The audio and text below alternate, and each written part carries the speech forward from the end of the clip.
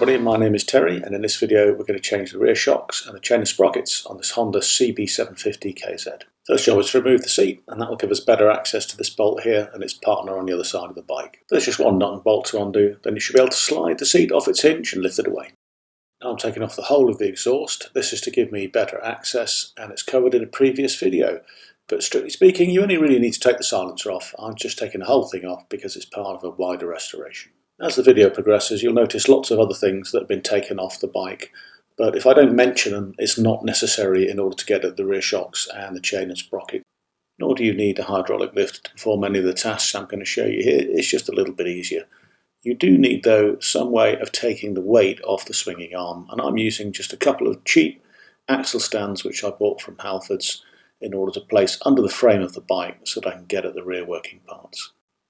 Now the grab rail goes in front of the nuts for the shock absorbers at the top mounting, and the indicators are attached to the grab rail. So the bad news is we need to take the indicators off rather than struggle to try and bend everything and get it out of the way. The good news is it's dead easy. It's just one bolt on top of the indicator. You should then be able to wiggle it off its mount. We'll disconnect it on the inside, pull the wire through, Bob's your uncle, you can get at everything else. You may notice the grab rail's got a rather strange extension on the back for fitting luggage. That was fitted by a previous owner and the customer wants it removed, so I'm going to grind it off later. Next I'll remove the bolts just here and on the other side, and that means the grab rail's almost free, but I'll leave the last two bolts where the shock is until a little bit later. Now we'll remove the chain guard, just two bolts, one at the back here near the rear sprocket, one at the front near the subframe, and then we'll be able to wiggle it out of the way between the wheel and the shock. We'll take the rear wheel off next. This process starts with disconnecting the brake arm.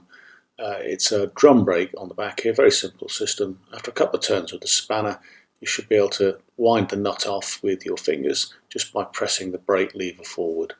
Once we've done that, if we depress the brake pedal itself, you create enough space to get the rod out through its eye. Next we'll loosen off the chain tensioners on each side. This is really simple.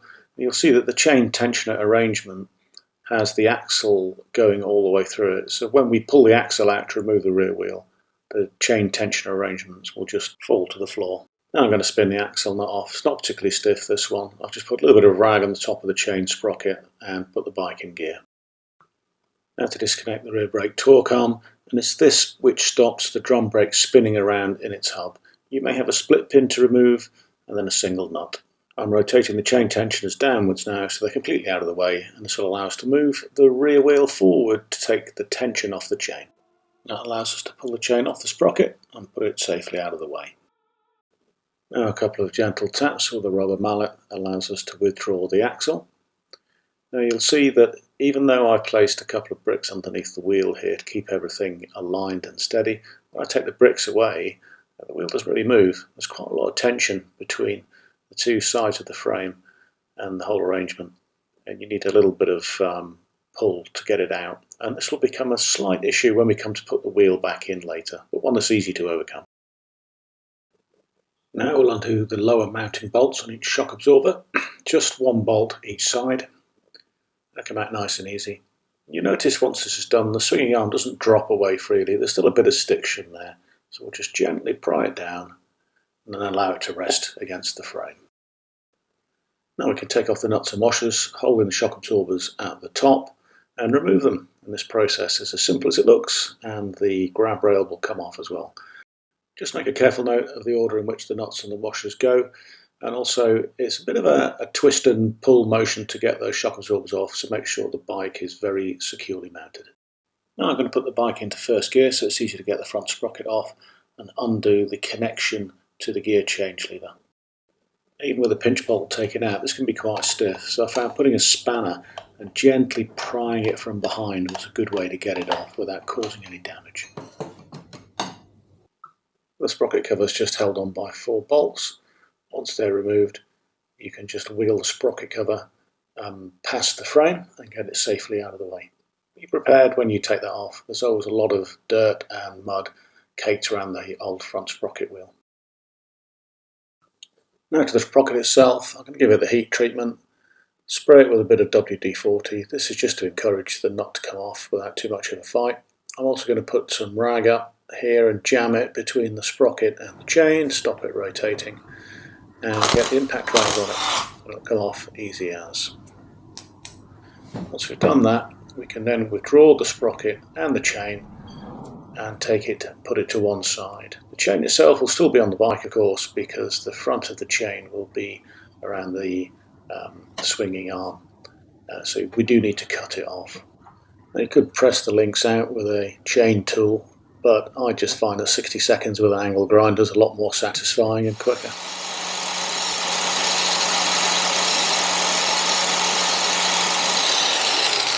So here I am sometime later getting ready to put the new shock absorbers on.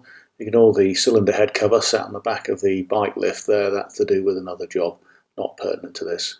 So the new bushes that will go inside the eyelets, top and bottom, are going to be pretty stiff. So I would use a heat gun or a hairdryer to try and soften the rubber before you attempt to mount them. And a bit of WD-40 on the spigots doesn't hurt either. Now we'll put the grommet inside the top of the shock absorber mount. Note which way up it goes. That sort of metal drapey apron thing goes at the top. Now we'll gently work it on. This is made very much easier by the fact that I've heated the grommet up.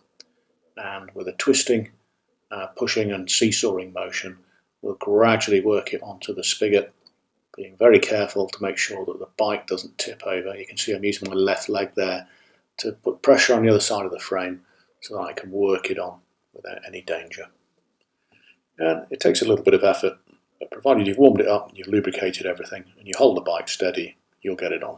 Same procedure for the opposite side. So on with the washer and the nut at the top of each shock absorber. And now we'll get down to the bottom. I needed the top finger tight at the moment because of course the grab rail's got to come on. Then we've got to get the old bushes out of the swinging arm and lubricate and clean it. Push in the new bushes, having first heated them to make them nice and pliable. Now I'm just using a pick there to make sure that I get them absolutely flush.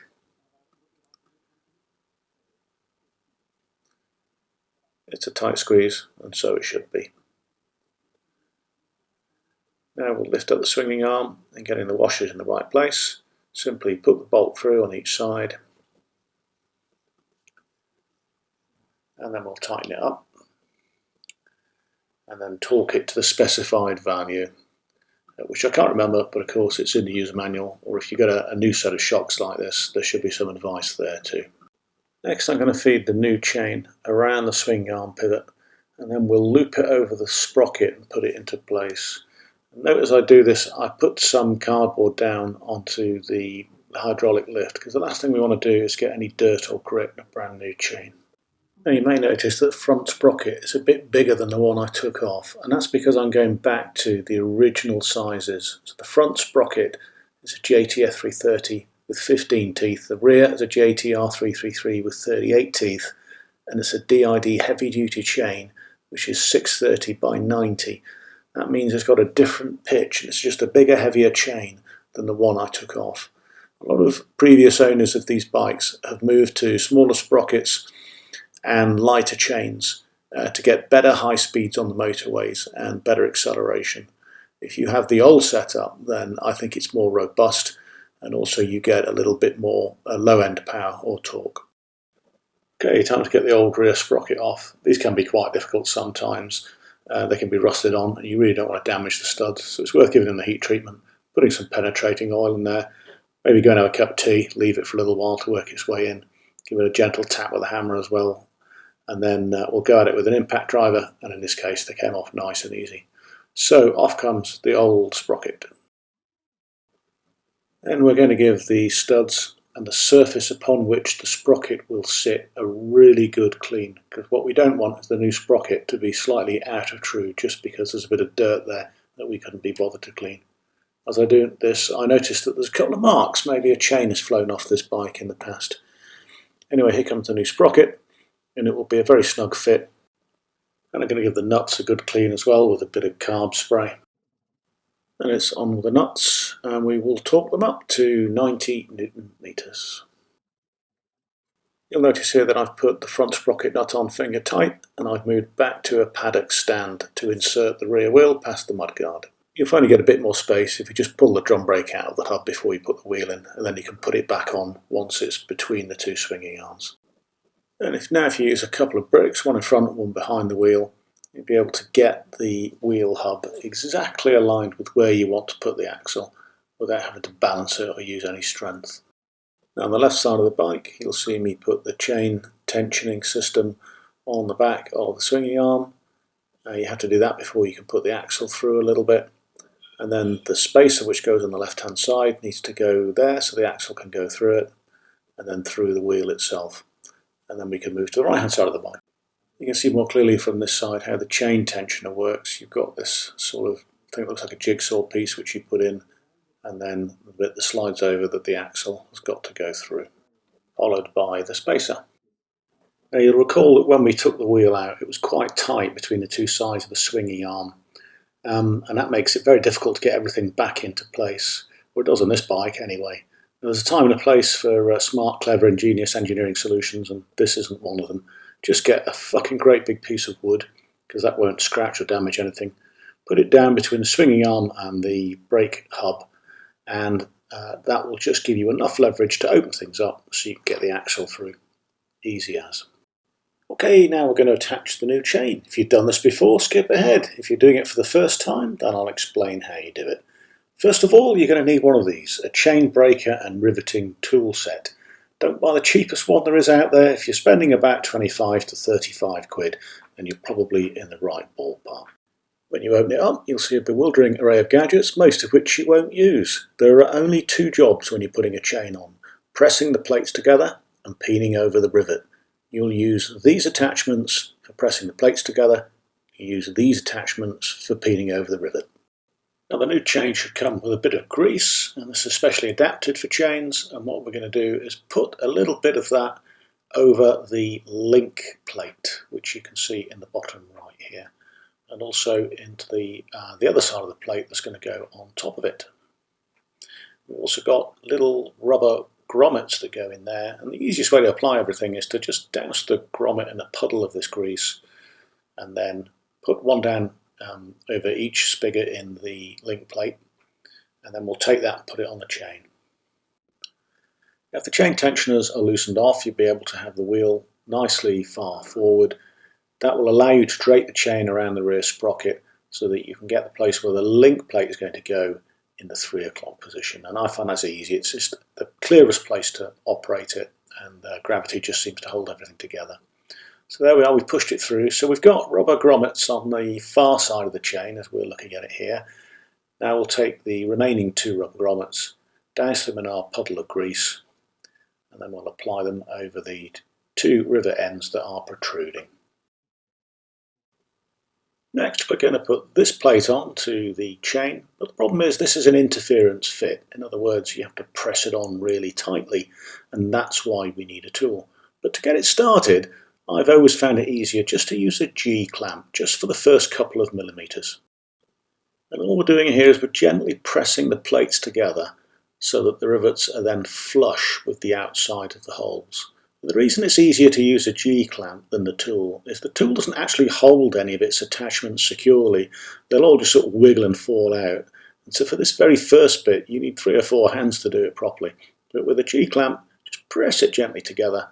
And once you've done that, the plate is staying there, ready for you to press it in further with the tool, and it won't fall out on its own. Now these are the attachments you're going to put in the tool. The one on the left goes on the inside of the chain, the one closest to the wheel. And what that's going to do is going to make sure that the pressure goes onto the plate, not the rivets.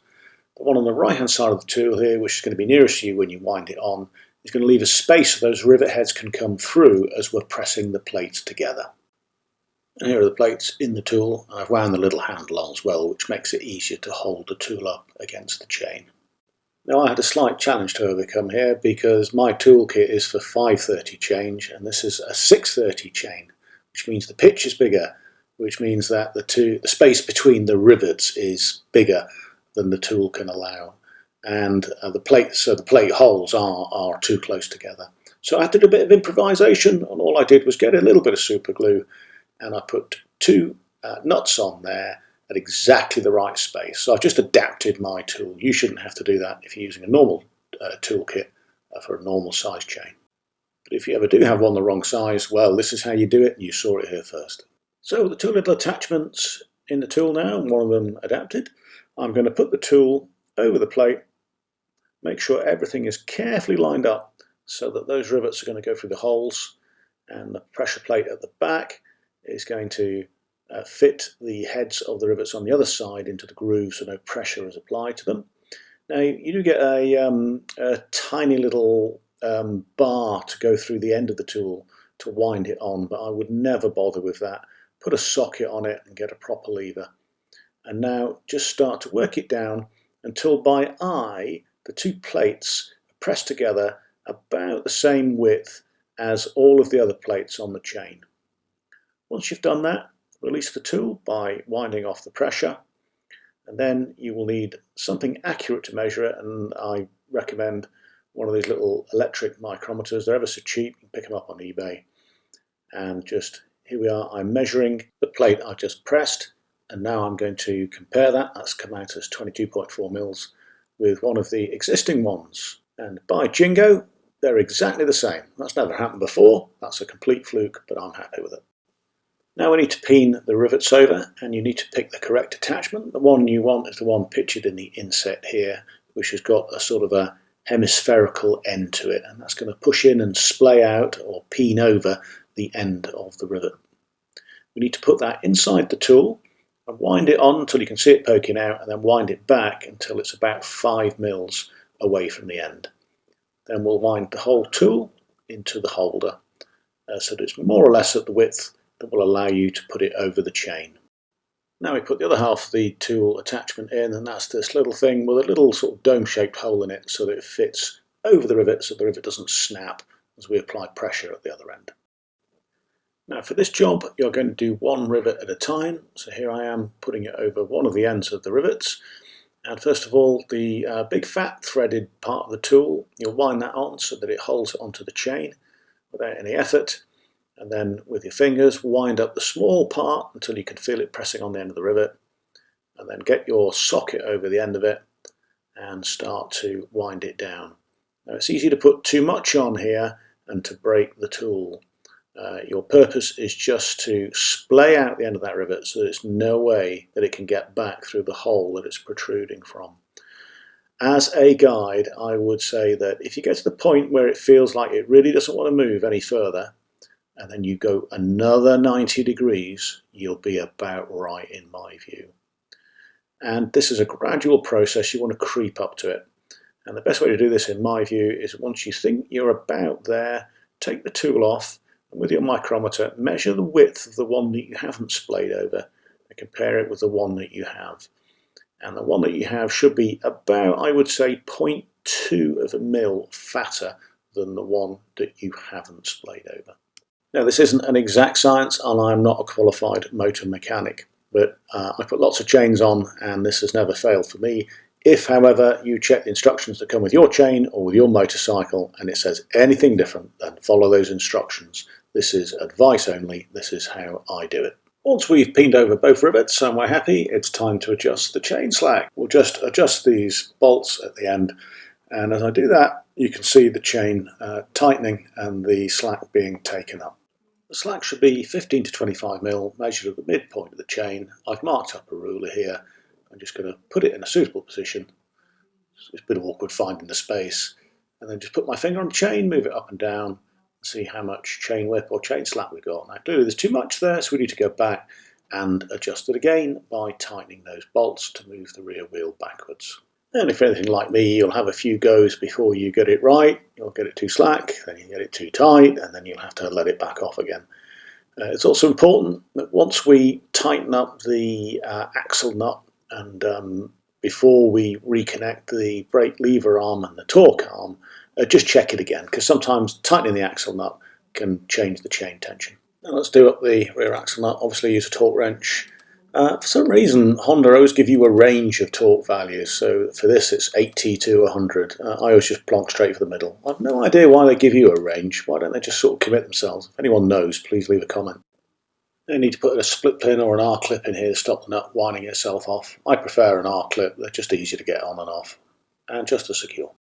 And now we can reconnect the torque arm, which goes into the bottom of the brake drum. And once we've done that, we can reconnect the brake lever and test the brake and adjust if necessary. Now the chain tensioner has lock nuts, and once we've finished fiddling, let's make sure they're tightly done up so nothing winds itself off. Well, I was just about to tighten the sprocket on my own by putting a rag in between the chain and the rear sprocket, and then my wife wandered past just at the right moment so she could help me. Wait me a second. You are a star. Just when we hear a click, we're done. That's it, we're done. Thank you. And that just leaves a bit of tidying up to do now, so we'll put the sprocket cover back on, replace the 4 bolts, and they're different lengths, and make sure that you've labelled them so you know where they're going to go. Nip up the bolts, and then we will reconnect the gear lever. And as it goes over this shaft, it's going to be a little bit tough, so a spanner and a gentle tap with a mallet is quite a good way of getting this on without damaging anything. Then we'll nip up the pinch bolt on that, replace the chain guard, and put the bolts back in. And that's it. New rear shocks and chain and sprockets. Well, I hope that's been helpful. If not, then please let me know if there's a better way to do things. I will change the video. If you like it, then also please let me know. And thanks very much for watching, and I'll see you on the next one.